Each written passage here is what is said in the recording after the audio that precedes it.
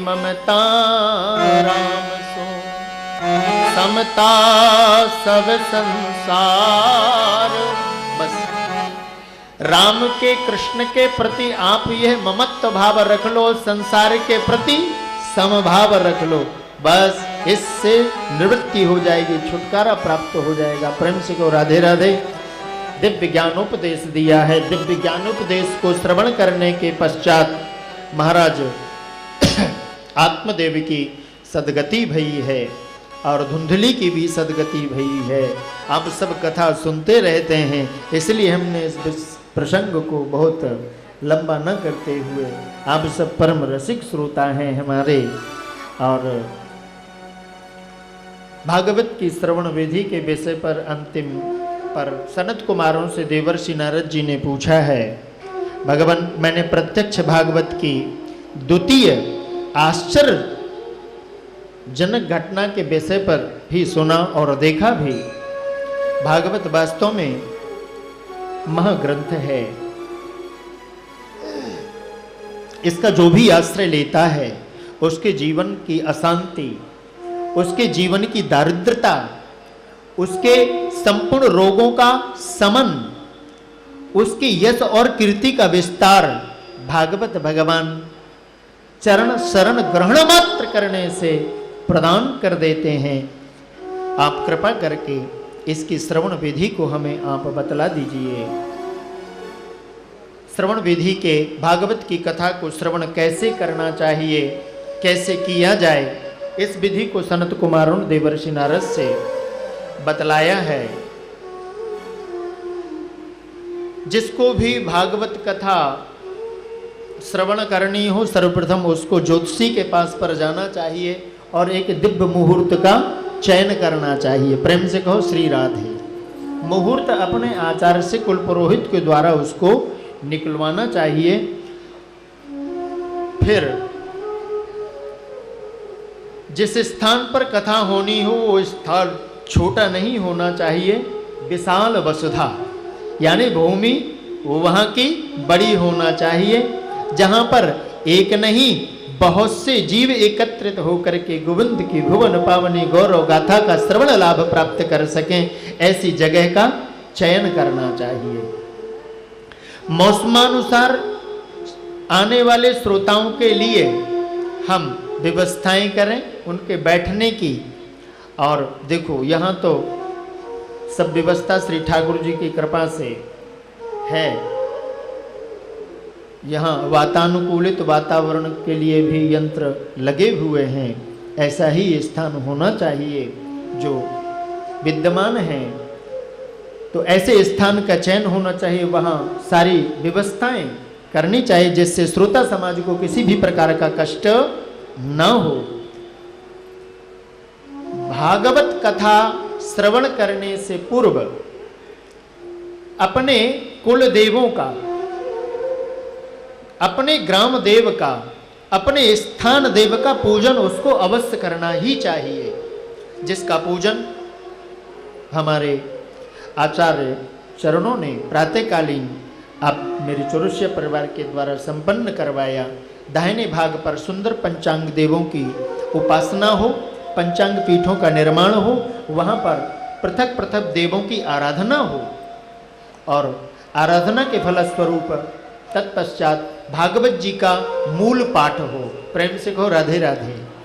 जो हमारे आचार्य जी जो हैं सूर्यकांत जी, वह मूल पारायण का पाठ कर रहे हैं। आचार्य चरण भोला प्रसाद त्रिपाठी जो विविध मंत्रों का द्वादशाक्षर मंत्र है, जिनमें गायत्री मंत्र है, पितृ गायत्री मंत्र है, और आचार्य श्री शिवानंद शास्त्री जी वह भी पितृ गायत्री का जप आदि संपूर्ण यहाँ विधिवत कर रहे हैं। और पंचांग देवों की उपासना हो, तत्पश्चात भागवत का मूल पारायण हो और इसके पश्चात फिर कथा का व्यासपीठ के द्वारा श्रवण हो। अब वक्ता कैसा होना चाहिए इस विषय पर भी शास्त्र पर लिखा हुआ है। प्रेम से कहिए श्री राधे। वक्ता सुमधुर होना चाहिए, वक्ता जो हो वो ब्राह्मण होना चाहिए। प्रेम से कहिए श्री राधे। इस भागवती गंगा का प्रवाह करने का जो अधिकार है वो केवल और केवल वो ब्राह्मण को ही है, अन्य किसी को नहीं है। प्रेम से कहो श्री राधे। भागवत की कथा को व्यवसाय का केंद्र नहीं बनाना चाहिए। प्रेम से कहो राधे राधे। किंतु आज कुछ तथाकथित महानुभावों ने इसको व्यवसायिक केंद्र मान लिया है और ऐसे हमारे जो समाज के भक्त वृंद हैं उनको और प्रोत्साहित करते भी हैं। प्रेम से कहो श्री राधे। हम मूल बात जो कहना चाहते हैं वो ये कहना चाहते हैं, हम अपनी तरफ से नहीं कह रहे। आप ग्रंथ उठाकर कौशिकी संहिता पर देखिए, गरुड़ पुराण पर देखिए, अवैष्णव मुखाद गाथा न श्रोतव्य कदाचन, शास्त्र में लिखा हुआ है। जो शास्त्र में लिखा हुआ है उसकी अक्षरशः बात हमें स्वीकार करना चाहिए और माननी चाहिए, तभी हमारा कल्याण सुनिश्चित है। यदि शास्त्र विधि का हम परित्याग कर देंगे और अपनी मनमानी विधि का हम पालन करेंगे तो वहां से भी जाएंगे और यहां से भी कनेक्शन कट जाएगा। प्रेम से कहो श्री राधे। तो वह कौन हो? ब्राह्मण हो।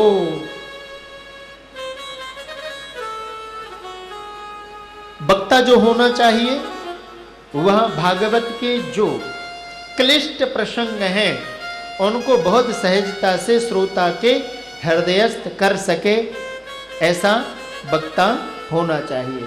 वक्ता जो होना चाहिए वो आचरणशील होना चाहिए। प्रेम से कहो श्री राधे। कहने दिखने का कुछ और करने का कुछ और, ऐसा नहीं होना चाहिए। आचरति आचार्य है, जो आचरणशील हो वही वक्ता हो। प्रेम से कहो श्री राधे। वक्ता जो होना चाहिए वो विद्वान होना चाहिए। प्रेम से कहे श्री राधे। मेरी व्यासपीठ एक निवेदन अवश्य किया करती है। वैसे तो ब्राह्मण का सम्मान है, सत्कार है, बहुत ध्यान देना, वो पूज्य है, समाज का सर्वश्रेष्ठ है, किंतु विद्वान सर्वश्रेष्ठ पूज्य है। आप ब्राह्मण को बुलाइए, वो वेदज्ञ होना चाहिए। यदि आप अपना कर्म करा रहे हैं तो उसको विधा का ज्ञान होना चाहिए, मंत्रों का अर्थ उसे आना चाहिए। केवल मंत्र पढ़ लेने मात्र से कल्याण हो जाएगा ऐसा नहीं है। विद्वानों को अपने घर पर आप आहूत करें, उनके द्वारा अपनी क्रिया को संपन्न कराएं। एक बात का बहुत ध्यान रखना, तभी कल्याण सुनिश्चित है। वो पूज्य है, उसका सम्मान करना बहुत जरूरी है, वो समाज का पहला है। लेकिन उसमें से भी जो श्रेष्ठ है वो विद्वान वेदज्ञ। आज हम देखें हमारे गुरुजी कहे में भैया बड़ी बयार उल्टी चल रही है।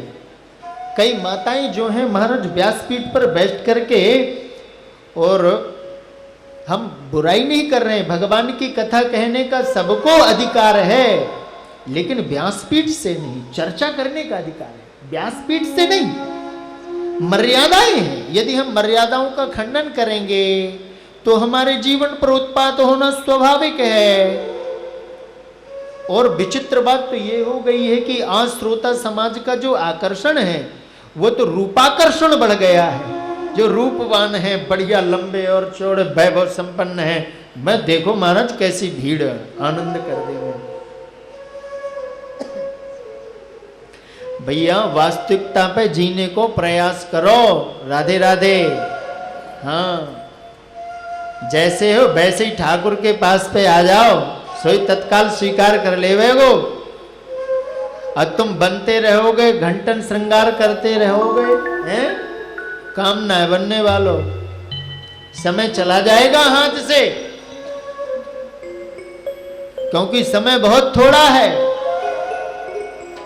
सज धज कर हो, सज धज कर जिस दिन मौत की सहजादी आएगी, सहजादी आएगी। ना सोना काम आए ना चांदी आएगी, ना सोना काम आए ना चांदी आएगी। सज धज कर जिस दिन मौत की सहजाती आएगी, सहजाती आएगी, ना सोना काम आएगा न चांदी आएगी, हो ना सोना काम आएगा चांदी आएगी।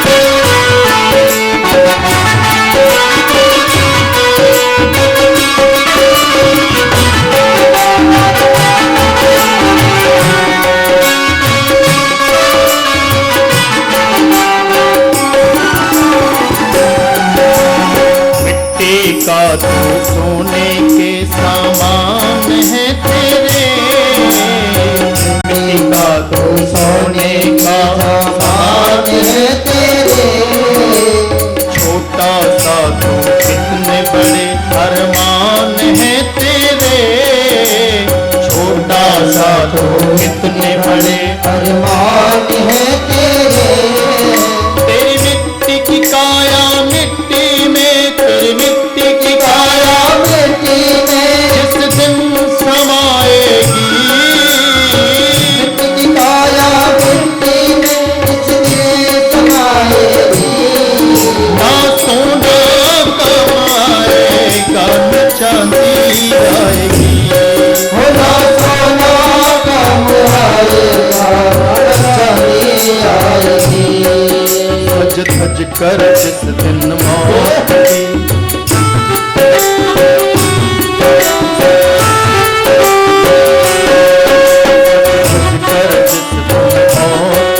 सहजाती आएगी, सहजाती आएगी, ना सोना काम आएगा न चांदी आएगी, हो ना सोना काम आएगा न चांदी आएगी।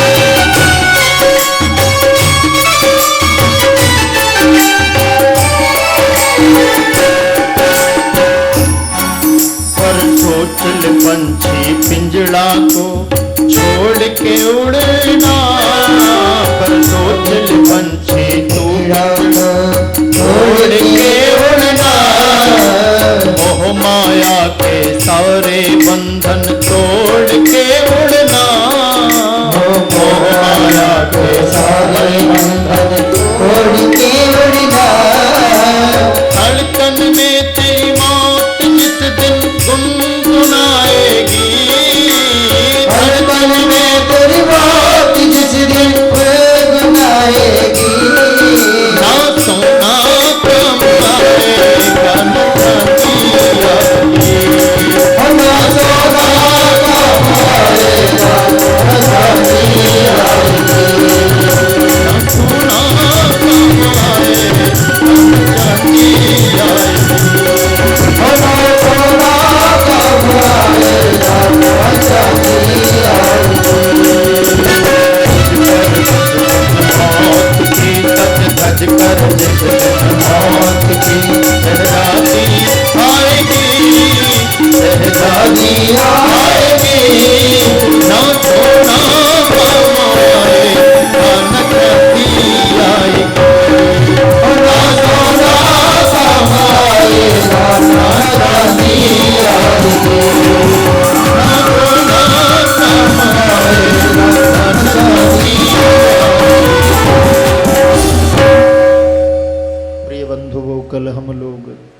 भागवत की मूल कथा का रसपान करेंगे।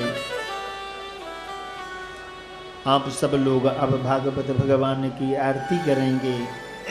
आरती उपरांत आप ही यहाँ से प्रस्थान किया करेंगे जब तक आरती नहीं हो जाए। ऐसी भागवत भगवान की महिमा है कि यदि आप आरती को छोड़ करके जाएं तो ठीक नहीं है। आरती हो जाए तो आप फिर यहाँ से प्रसाद आदि लेकर के ही आप घर को प्रस्थान करें। और अच्छी बात यह है कि आप कथा के पूर्व यदि आप उपस्थित हो जाते हैं तो आप श्रेष्ठ श्रोता हैं। प्रेम से कहो राधे राधे। श्रोताओं के कल श्रेणियों का हम वर्णन करेंगे। फर्स्ट श्रेणी का श्रोता कौन, सेकंड श्रेणी का श्रोता कौन और थर्ड श्रेणी का श्रोता कौन, इस विषय को कल हम लोग सुनेंगे। वस्तुतः मैं आपको पहले थोड़ा सा बतला देता हूं कि फर्स्ट श्रेणी का जो श्रोता है ना, वो कथा प्रारंभ होने के पूर्व ही आकर के पंडाल पे बैठ जाता है। वो फर्स्ट श्रेणी का श्रोता कहलाता है। प्रेम से कहो राधे राधे। दो मैं कल बतलाऊंगा, है ना। हाँ, क्योंकि आज मैं जो देख रहा हूं ना, वो द्वितीय श्रेणी वाले और थ्री श्रेणी वाले तो यहाँ पे कोई अभी है ही नहीं है। कुछ कुछ हैं, फिर भी मैं कल बतलाऊंगा, उसकी व्याख्या करूंगा आपको। पर आज तो पहले ही की बात बतलाऊंगा। हाँ, आपको पहला बनना है कि दूसरा या तीसरा? पहला बनेगा तो जरा हाथ हमको बतलाओ कौन कौन बनेगा, तो हमें पता चल जाए कि पहले वाले ही हैं। कछु के माताओं के अभी भी हाथ ढीले हैं, बोले अभी वो तो क्या है, पहले भी नहीं। अरे माताओं तुम चिंता मत करो, फर्स्ट की ही बनो। प्रेम से कहो राधे राधे। अच्छा, थर्ड के बनना चाहते हो? थर्ड के कौन कौन बनना चाहते हैं वो हाथ खड़ा करो। अच्छा, उस पे भी कोई राजी नहीं है? कोई बात ना है, हम तो फर्स्ट वालों को ही लाइक करेंगे और उन्हीं को कहेंगे कन्हैया यही फर्स्ट वाले। प्रेम से कहो राधे राधे। अब आइए हम सब लोग मिलकर के भागवत भगवान की आरती करेंगे। तत्पश्चात प्रसाद आदि लेकर के घर को प्रस्थान करेंगे। कल ठीक हम यहाँ पर 2:30 बजे उपस्थित हो जाएंगे। हमारे संगीताचार्य बंधुओं के माध्यम से स्वयं दीपक भैया और हमारे विद्वान पधारे हुए उनके माध्यम से आप इनकी रस्मी वाणी का लाभ प्राप्त करेंगे। राधे राधे। राधे श्री राधे।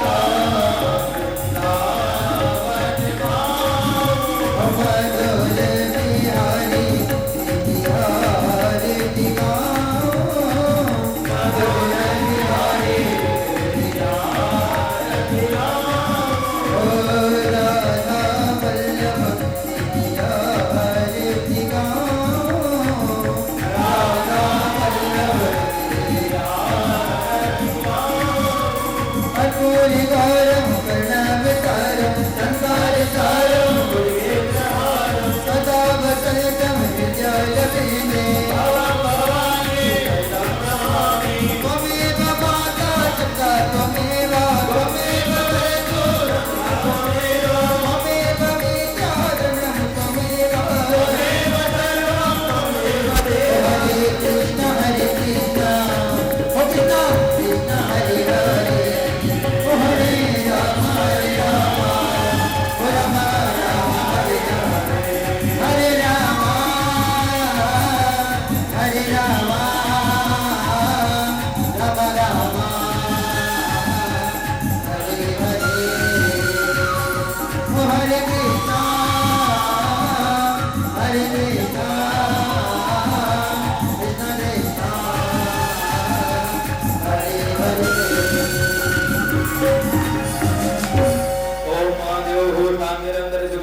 शांति पृथ्वी शांति शांति शांति शांति विश्वे देवा शांति ब्रह्म शांति सर्वगुण शांति शांतिरेव शांति सामा शांतिरेधि जलो यतः समे हमें ततो नो अभयं गुरु शान्तः गुरु प्रजाभ्यो भयन्नः मधुभ्यः शान्ति भवतु जलेन शीतले गर्भं पुष्पैः देवाभिवन्दनम् आत्माभिवन्दनं च आरोग्यार्थे जलं प्रोक्षते मंत्रपुष्पांजलि।